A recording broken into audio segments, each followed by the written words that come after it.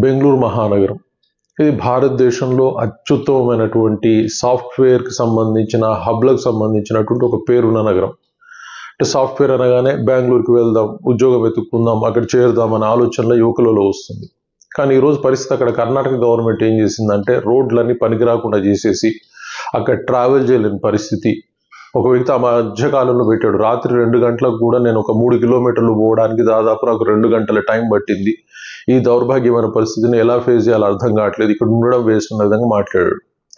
అది జరిగిన కొద్ది రోజులకే ఇప్పుడు అక్కడ ఉన్నటువంటి ఒక కంపెనీ సిఇఓ బ్లాక్ బక్ అనే ఒక కంపెనీ సిఇఓ ఆయన ఏం చెప్తా ఉన్నాడంటే, ఇక్కడ ఆఫీస్ నుంచి ఇంటి నుంచి ఆఫీస్కి వెళ్ళడానికి మా ఎంప్లాయీస్కి దాదాపు 1.5-2 గంటలు టైం పడుతుంది. దారుణమైన రోడ్లు, 5 ఏళ్లలో ఎలాంటి రోడ్లు బాగుపడతాయన్న విశ్వాసం లేదు. కాబట్టి ఈ బ్లాక్ బక్ కంపెనీని నేను ఇక్కడి నుంచి తీసుకెళ్ళిపోదాం అనుకుంటున్నా, ఇక్కడి నుంచి వెళ్ళిపోదాం అనుకుంటున్నాం అని చెప్పేసి ఒక కామెంట్ చేశాడు. ఆయన చేసిన తర్వాత ఇమీడియట్గా ఆంధ్రప్రదేశ్ మంత్రి నారా లోకేష్ ఏం చేశాడంటే, ఓకే మాకు వైజాగ్ చాలా బాగుంటుంది, ఇక్కడ సెక్యూరిటీ బాగుంటుంది, చాలా క్లీనెస్ట్ సిటీ ఇండియాలో, సో మీరు మా దగ్గరికి రావచ్చు, నాకు మెసేజ్ ఇవ్వండి డైరెక్ట్గానే ఆయన ప్రతిస్పందించాడు.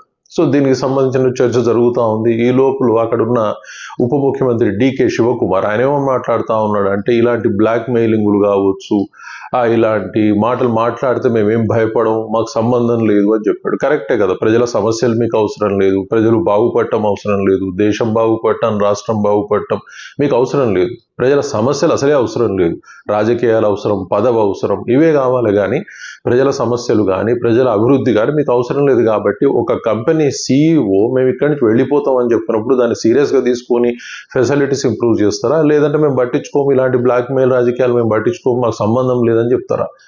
ఆ తర్వాత మళ్ళీ ఏదో సమర్థించుకొని మేము ఇన్ని డబ్బులు ఇచ్చాము, అన్ని డబ్బులు ఇచ్చాము, కాంట్రాక్టర్లు చూసుకుంటే ఆ రోడ్ల పరిస్థితి అంత దారుణంగా ఎందుకు ఉంటుంది? అంటే హైదరాబాద్ నగరం కూడా అలానే తయారైతా ఉంది. ఇప్పటికీ ఉప్పల్ పోచారానికి సంబంధించిన ఒక ఫ్లైఓవర్ ఉంటుంది, అంబర్పేట నుంచి పోచారం వరకు. ఆ ఫ్లైఓవర్ స్టార్ట్ 8 ఏళ్ళు అయిపోయింది తప్ప దిక్కుమొక్కు లేదు. అది దారుణమైన పరిస్థితి. అటు సెంట్రల్ గవర్నమెంట్ మీద స్టేట్ వేస్తుంది, స్టేట్ మీద సెంట్రల్ గవర్నమెంట్ వేస్తుంది, తప్పితే అది బాగుపడదు.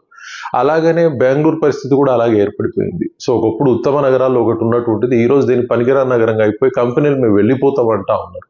మేము ఉత్తమమైన పరిపాలనిస్తున్నాం ఆయన చెప్పుకుంటా ఉన్నారు. సో ఆయన మేము ఇలా బ్లాక్ మెయిల్ చేస్తే మేము ఒప్పుకోము అన్నట్టు మాట్లాడగానే మళ్ళీ లోకేష్ కూడా ఆయన ఆంధ్రప్రదేశ్ మంత్రి మళ్ళీ ప్రతిస్పందించారు.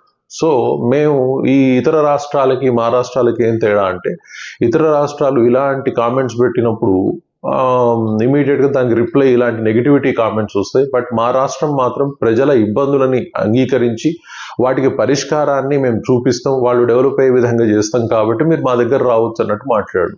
అంటే ఇది ఇలాంటి ఒక మాట ఎలా ఉంటుందంటే చెంపపెట్టుగా ఉంటుంది. ఎందుకంటే బ్లాక్ మెయిల్ రాజకీయాలని ఒక ప్రజల్లో వ్యక్తి, అతను కంపెనీ సీఈఓ అనడం కంటే ఒక ప్రజల్లో ఉన్న ఒక వ్యక్తి ఇలాంటి బాధను వ్యక్తపరిచినప్పుడు బ్లాక్ మెయిల్ చేస్తాను అన్నట్టు బెదిరిస్తా అంటే అది ఎవరు యాక్సెప్ట్ చేయరు, అది చాలా చెడ్డ పేరు తెస్తుంది.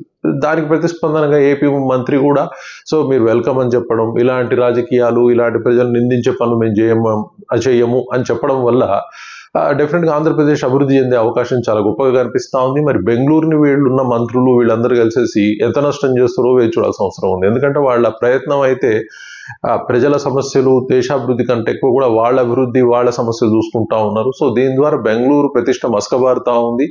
బట్ నారా లోకేష్ మాట్లాడింది చూస్తే ఆంధ్రప్రదేశ్ ప్రతిష్ట మాత్రం చాలా గొప్పగా ఎదగబోతా ఉందని మనం ఊహించుకోవచ్చు. మరి భవిష్యత్తులో హైదరాబాద్ ఏం చేస్తారో వేచి చూడాల్సి ఉంది. Thank you very much.